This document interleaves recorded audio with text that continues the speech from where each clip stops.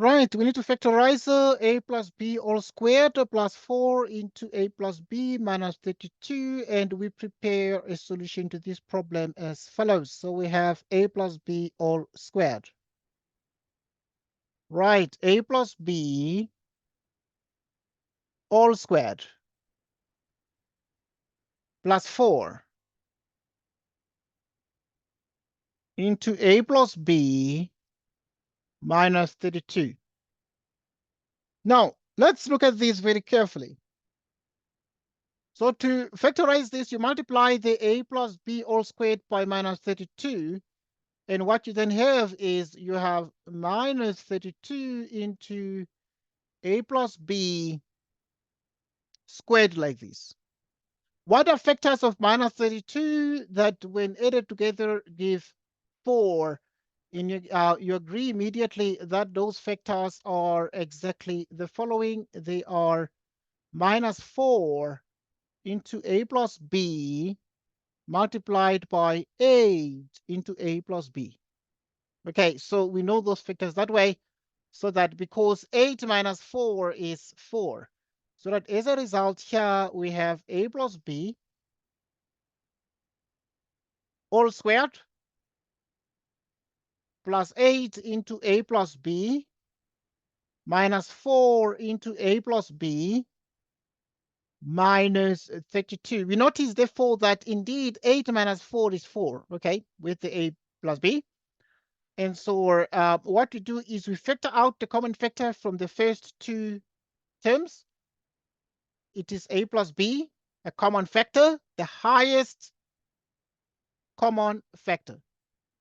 Right, that's what we factor out here, leaving us with a plus b plus 8, if we put it out from the first two expressions. Here, what is the highest common factor here? It is actually a minus 4, leaving us with a plus b and plus 8. Right, at this point, we have a plus b plus 8 as a common factor. So you pull out a plus b plus 8 as a common factor, and then we have a plus b minus 4. And this is the answer. Right, but there is an alternative method. Method 2.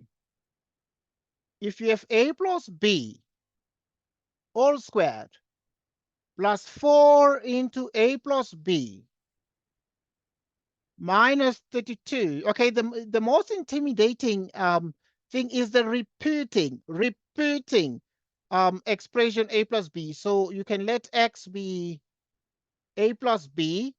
And if that is the case, this is x squared plus 4x minus 32.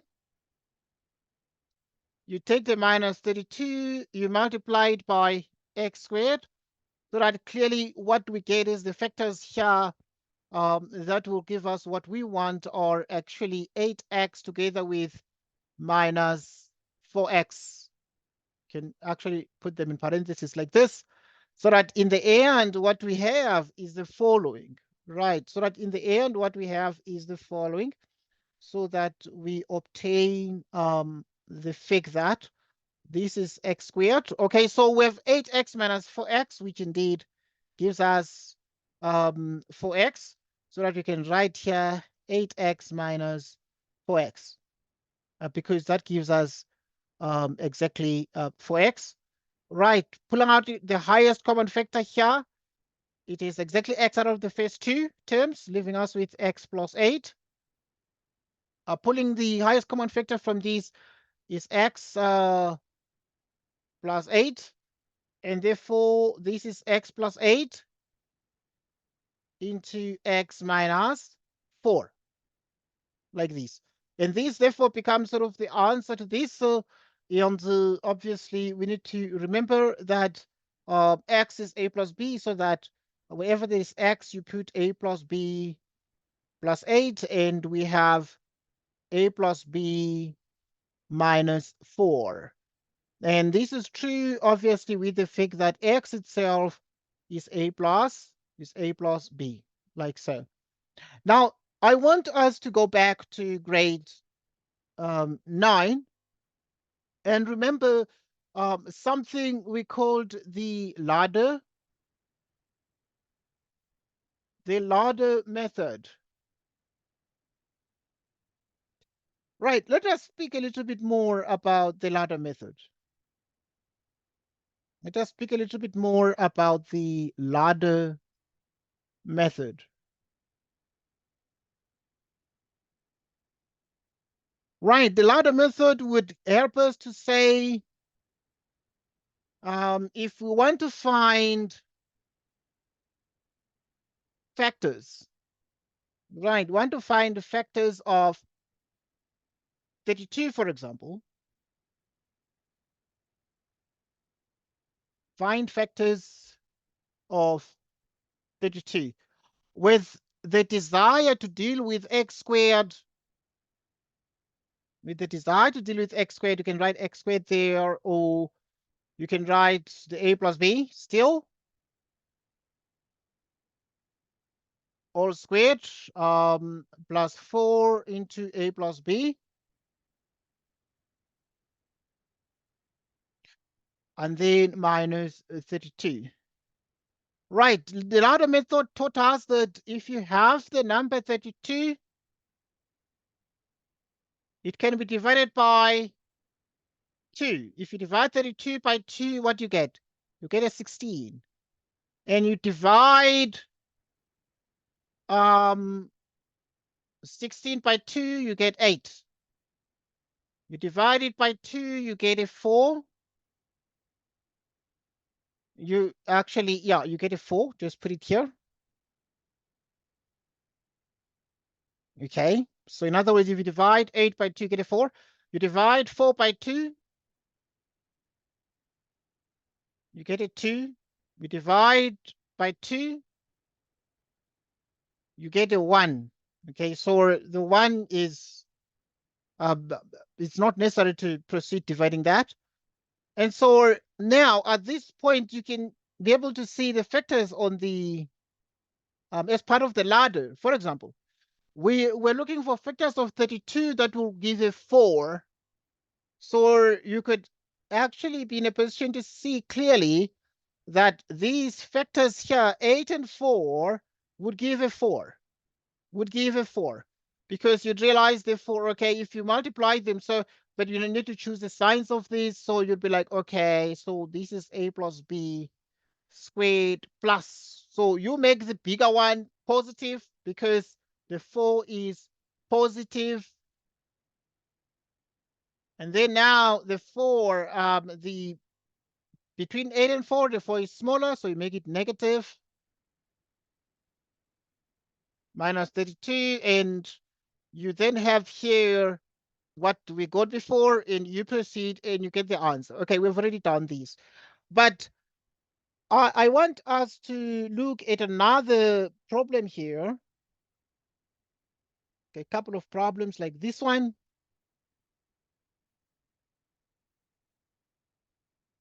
Let's look at another example.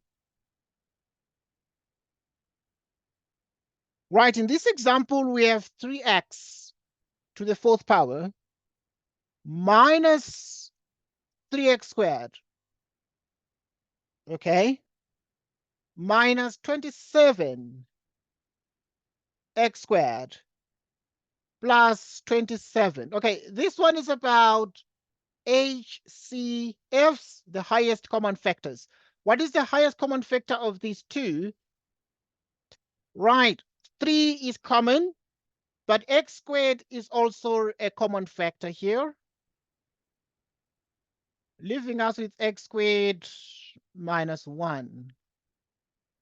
Minus 27 is also a common factor, leaving us with x squared minus 1.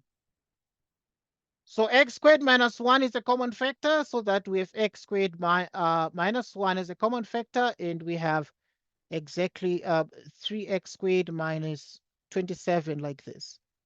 Okay, so this one you can put a small square like this, making it a difference of 2 squares, so that you can write x minus 1 into x plus 1. Okay, pull out a 3 here. so that you have x squared minus 9. So that you have 3 into x minus 1 into x plus 1. Okay, the factors here you can see is x minus 3 into x plus 3, because this 9, you can see it as what? This 9. This 9 can be seen as like a 3 squared. That allows us to use the idea of the difference of 2 squares. Right, the difference of 2 squares will be a squared minus b squared, which is a minus b into a plus b. So you have exactly that part. You have exactly that part, and we actually proceed accordingly to get the answer. Okay, so this becomes sort of the answer to the problem we have. Okay, now one more example. Right, another example is this one. In this example, you need to factorize. That is the question. What do we need to factorize? So you need to factorize 6a squared px minus 4 a p squared y minus 6 a squared py plus 4a p squared x. We look at the solution to this. Right, the solution to this, we start by writing first the question. Why do we write first the question mathematics? Because we always are able to obtain everything from what has been given, and therefore we write the question like so. And you have here p squared x. Let's group things. So this is 6a squared px minus 6a squared py minus 4a p squared y plus 4a p squared x. Okay, now this grouping is necessary because you can be able to see sort of the dominance of the terms here in a way that allows us to operate. So we're able to see the actual dominance of the terms, because what we are able to see here first and foremost is we're grouping those that have the most common factors. Like this one has an a as a 6, an a squared, pp. It's only the x and the y that are different. So we factor out now 6 and a squared together with p, leaving us with x minus y. But also here we factor out. What do we factor out here?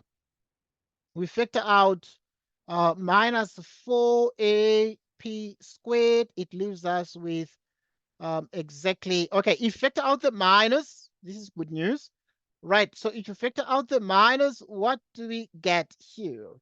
Factoring out the minus will therefore mean that the y obviously is going to be positive and the x is going to be negative. But if we factor out a plus like this, if you factor out plus 4ap squared, that will mean that the x will remain positive and the y negative, which is very, very profitable for us here, okay? So that what we have is the x minus y is the common factor, and we have 6a squared p plus 4ap squared. Right, and then now we also have common factors here that can be put out. Remember, we need to factorize fully. And we have exactly a 2ap out of this. So which means it is x minus y into 3a plus twice p. So you have the twice ap into x minus y into 3a plus p, and these are the factors of this. Right, sometimes to check if the factors are correct, we can just multiply everything out. It must give you back the question that was given. And therefore, we are done factorizing these fully. And yeah, that's what I wanted to share. Thanks, everyone. Goodbye to you.